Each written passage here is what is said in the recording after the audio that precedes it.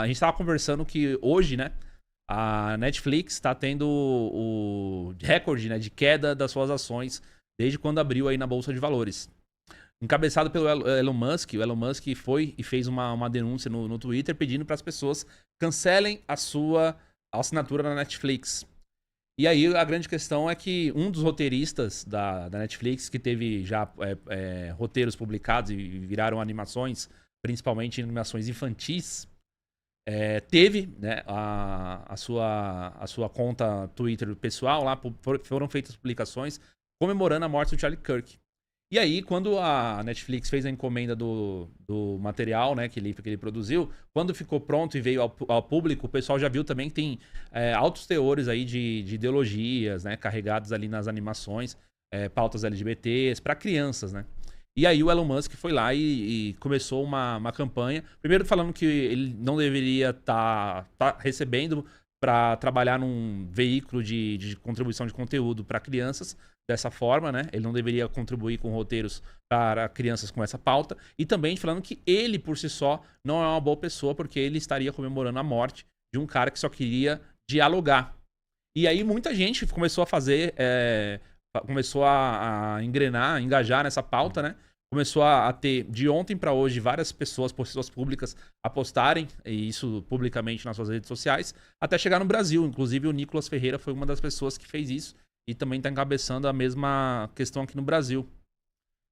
É, o problema é que não é só a Netflix, né? Eu acho que quase todos os streamings, né, as plataformas adotaram a coisa do ESG e do DEI, né, que é o de diversidade e tal. Então, é uma coisa de Hollywood em geral, né, que, por exemplo, o próprio Oscar agora, se você tem um monte de cota lá para você concorrer ao Oscar, o filme, se você não cumprir lá as cotas, o filme nem concorre ao Oscar, assim. Então, vamos ver, né? Infelizmente, uma tragédia como foi, né, uma covardia, né, a morte do Charlie Kirk, que isso está repercutindo, né?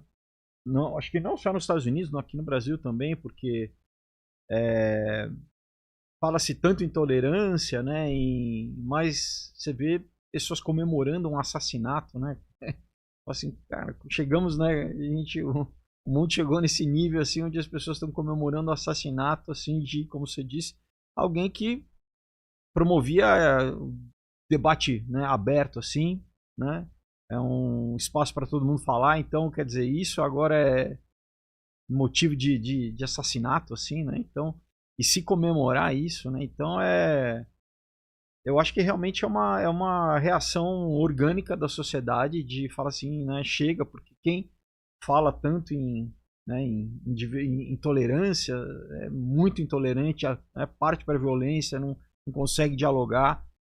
E aí a verdade vem à tona, né? E isso está gerando aí uma série de consequências, né? De empresas que estão realmente demitindo essas pessoas assim, né? Engraçado que, né? Aí muita gente fala, não, mas isso é perseguição. As mesmas pessoas que durante a pandemia, por exemplo, perseguiram quem falava qualquer coisa contra, né, contra a vacina, né? Sim. Então, essa polarização que perpetua, né? Não só na época de eleição, né? Mas é bem complicado, assim, né? Esse momento parece que existe uma agenda, né? Para querer fazer inflamar, realmente ver, né, o circo pegar fogo, assim. A gente sabe que é uma técnica muito antiga, né? De controle social e para uma minoria que quer governar, sempre você bota a população uma contra a outra, né? Porque a melhor forma de controle é essa, né? Você deixa o povo brigar e você ficar escondido ali, protegido, né? Concordo. Uma coisa que você falou interessante, que você lembrou a questão das vacinas, né? A Google revelou que cedeu à pressão na época de diversos organismos e baniu perfis de opiniões consideradas dissidentes, né? Sim. Não tô nem falando que eram contas vinculadas a uma opinião política ou não, assim, mas pessoas que questionavam, pessoas comuns, Sim. não eram nem, assim, políticos, nem jornalistas, pessoas comuns, né? A Google baniu essas contas e aí agora ela obteve uma derrota e ela vai ter que devolver essas contas no ar. Então tem um monte de contas nos Estados Unidos que foram banidas lá nos anos de 2020, 2021, onde estava tendo toda essa ebulição de informações referentes à pandemia. E vão voltar agora, né? Inclusive a conta do Trump foi banida na época e ele conseguiu, ele vai voltar com a própria conta dele no Google. O bom é se eles ressarcissem as pessoas, que muita gente trabalha, né, usa profissionalmente, né, uma conta, um perfil. Então, né, o Google, o próprio Meta também, né, botou muita gente em Shadowban. Eu, é um caso, meu perfil no Instagram ficou... Você perdeu alguma conta? Não perdi, mas você não encontrava minha conta. Quando a pessoa tentava me adicionar, tinha uma cartela falando assim, você tem certeza que quer adicionar ele, porque ele é propagador de fake news, assim. Você foi proibido de fazer live, por exemplo? Sim, eu tô processando eles, né? Eu ganhei já a primeira instância, tô na segunda instância aí já, porque eles apelaram, né? Mas é isso, né? E olha, infelizmente, né, com agora na Inglaterra lá o primeiro-ministro inglês, o Starmer, lá ele falou já da identidade digital, né? Agora, semana passada. E em breve, aqui no Ocidente, vai ser igualzinho à China lá, o crédito chinês. Você falou qualquer coisa que desagrade o partido. Por isso que querem tanto, né, aqui controlar, né, a rede social, controlar a internet, para realmente ter censura, né? Então, vai acabar qualquer discurso livre. E lá na China é assim, se você reclamou, você não pega transporte público, teu filho não tem vaga na escola. Você é exposto publicamente em telão, em ponto de ônibus, em cinema, assim, a cara das pessoas aparece para que ninguém queira se associar. É quase Black Mirror, assim, sabe? Pro crédito social da pessoa que se associe, não cair também.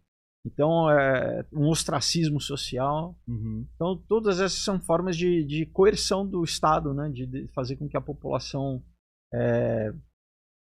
né? Nem Stasi na Alemanha Oriental tinha essa tecnologia, né? Nem na União Soviética, né? Os tchecas lá, a polícia, eles tinham essa capacidade que a tecnologia vai permitir. Enfim, então a gente tem que prestar bem atenção nessas coisas, porque vai chegar no Brasil rapidamente também. Quanto mais tecnológica a sociedade mais controle sobre as pessoas ela tem. Mais facilmente controlada, né? Porque você tem um sistema de vigilância 7 dias por semana, né? Quer dizer, 24 horas por dia, 7 dias por semana, constante, né? O que eu ia também te falar é assim, eu já vi você falando várias vezes a respeito da inteligência artificial. Isso tem um lado problemático da situação. As pessoas não estão observando aí. E cada vez que a gente vê uma inovação da inteligência artificial, você tem agora um fundo americano de bilhões para a inteligência artificial americana ser superior à chinesa. Não pode ficar para trás. Sim. E aí você tem investimentos assim, em questões de pesquisas. Agora a gente tem, por exemplo, reconhecimento facial feito por inteligência artificial. Inteligência artificial que sabe, por exemplo, onde você mora, consegue cruzar todos os dados e tal, então saber quantas pessoas moram numa casa, quanto que consome de cada recurso, né? Quanto você se desloca, por exemplo, tempo e etc. E isso daí não tem a ver com essa ideia de um governo global que vai vigiar as pessoas o tempo inteiro? Sim, sim. Está alinhado também com a iniciativa lá da ONU, da Agenda 2030, né, de criar as tais das Smart Cities, né, cidade... Eles botam o nome Smart como se tudo agora fosse inteligente. É um eufemismo, né, na verdade. Imagina uma cidade onde tudo está gerando dado e se você saiu da porta da tua casa, a tecnologia é para ter sensor em pavimento, para ter sensor em calçada, em poste, entendeu? Nesse nível, assim. Nessas cidades onde você... É uma prisão basicamente a céu aberto, né? É um conceito que vinha lá do século XIX, chamado panopticon em inglês, que é uma prisão onde o preso nunca ele não sabe quando ele está sendo vigiado. Então, por isso, ele se autovigia, né? Quem quiser pesquisar aí, procurar, dar uma busca, arquitetonicamente era uma prisão que tinha uma torre no meio com todas as prisões, né, as celas em volta, sem porta, né, só com grade sem porta, e essa torre ela era espelhada. Então, em nenhum momento você sabia se o guarda estava te vigiando ou não, né? Mas, ao mesmo tempo, se você tá espelhado, né? Você vê as outras pessoas o tempo inteiro também. Sim, então não tem privacidade nenhuma, né? E o problema é esse, que a partir do momento que você acha que você está sendo vigiado o tempo inteiro, você vai se condicionar, né? Então, óbvio que a própria população chinesa já tão condicionada fala, não, isso é bom porque não tem crime, né? Diminui, mas não tem também nenhuma possibilidade de se opor ao governo, né? Essa que é a questão.